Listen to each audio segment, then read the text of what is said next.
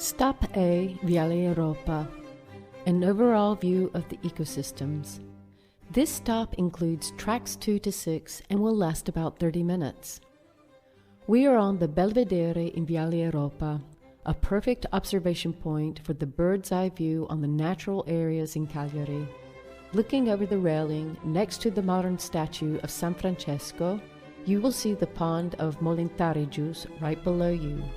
The pond is enclosed between Cagliari and the city of Quartu Sant'Elena, which join each other on your left. The large strip of land on the right is called Is Arenas, which means the sands in Sardinian language. It is, in fact, an area formed by marine sand, a fossil beach which once was the coastline. Right below us on the right-hand side of the pond, you will see an area with several smaller basins called Perda Bianca. A little further on the right are the salting basins of the former National Salt Works. They are divided in several basins with artificial embankments. Water has a different color in each basin, usually a color verging on red. This is due to the microorganisms, as for example Dunaniella salina, a unicellular seaweed, typically found in highly salted waters, which produces beta-carotene, an organic compound with a typical red color.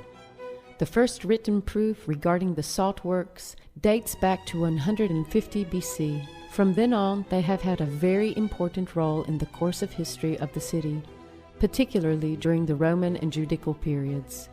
In the next centuries, the Pisans, the Aragons, the Spaniards, who introduced the royal monopoly on salt, and the Piedmontese continued exploiting the salt works, as it was one of the main profits for the state revenue.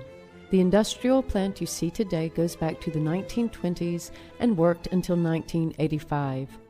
The area, which includes the ponds and the strip of Is Arenas, forms the regional national park of Molintarigius Saltworks, Parco Naturale di Molintargius. The basins are connected by a complex waterline built for the collection of salt.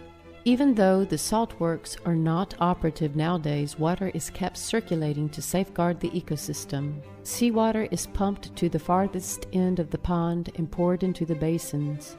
The salt water starts evaporating in the largest basin and is passed to the smaller ones, where the process continues up to the collection of salt.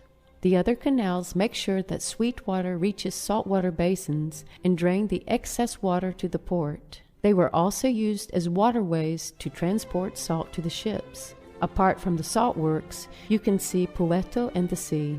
The promontory that delimits the beach on the right is called Sella del Diavolo, Devil's Saddle, and is part of the limestone promontory of Capo Sant'Elia that separates Poeto Beach from the port. It's easy to understand why it was given this name. In fact, this limestone high ground resembles a saddle. A legend tells us that Lucifer's saddle fell during a battle between angels and demons. The angels had received this gulf as a gift from the Lord, and the demons were trying to take possession of it.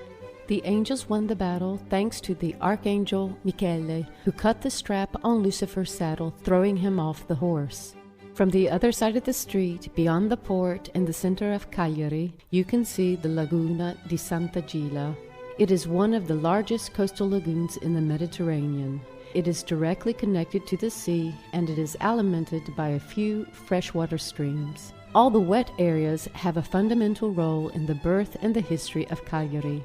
The city was founded by the Phoenicians around 1000 before Christ on the banks of the Santa Gila Lagoon, which was an excellent natural park.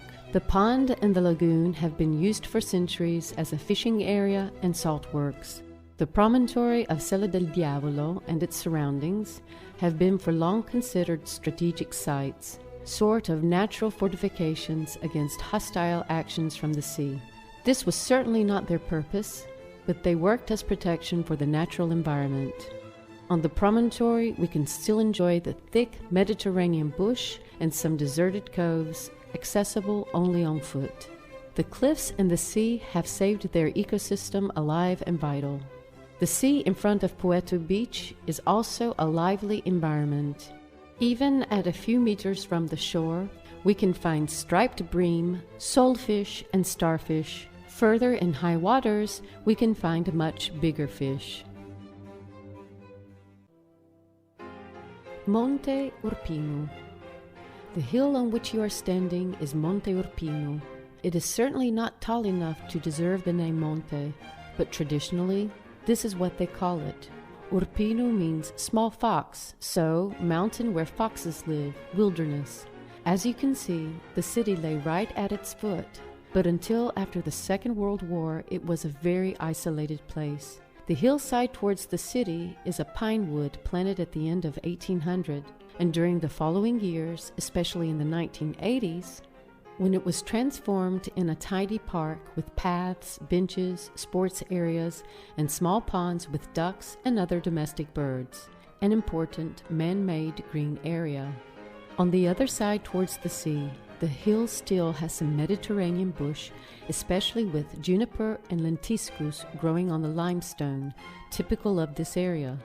Among these plants, you will also see euphorbia bushes, wild olives, some pine trees, and the typical green color of Artemisia.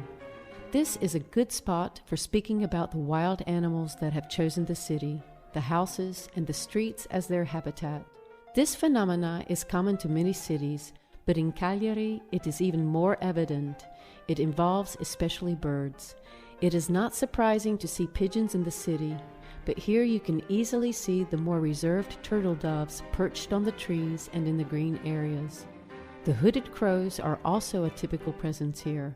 They are black with a gray breast and large wings.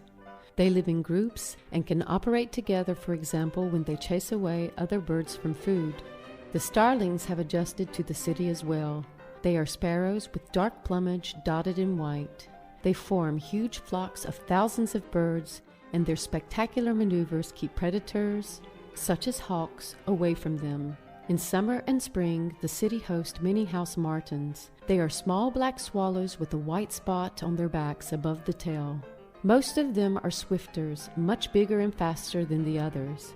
Among all birds that have chosen the city as their habitat, the herring gull is the most visible and spectacular. They have a wingspan of more than 150 centimeters, and their bill is a fearful weapon. They have been nesting on the roofs for many years. They choose a roof where to lay the eggs, and from that moment they defend it firmly against all intruders, nose-diving in speed and with deafening screams. When the eggs hatch, you can easily see the white parents taking care of the gray chicks. In just a few weeks, they reach the size of their parents and start flying, but they are still a gray-brownish color. Cagliari has also been hosting another winged friend for a long time. Below the city and in the limestone of the hills, many caves and grottos provide shelter to colonies of bats that come out as soon as it gets dark to catch flying insects just like swallows and house martins